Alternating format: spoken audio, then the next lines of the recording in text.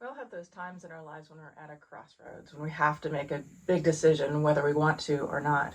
Because if we don't make that decision, somebody else is likely to make it for us, whether it's a lawyer or a court or a judge or some other figure in our life who's going to take that decision away from us.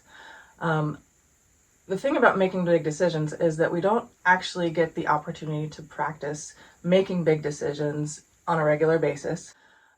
That's why over the years, in meeting and talking to hundreds of people who are dealing with all kinds of different life circumstances warranting big decisions, we have distilled some information and some strategies for making these big decisions.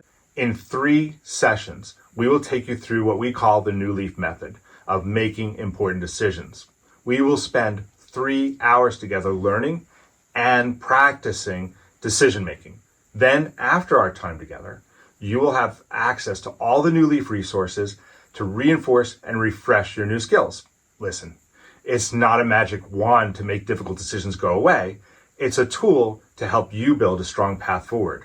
And of course, once you come to a decision, whatever it is, we're there for you as well.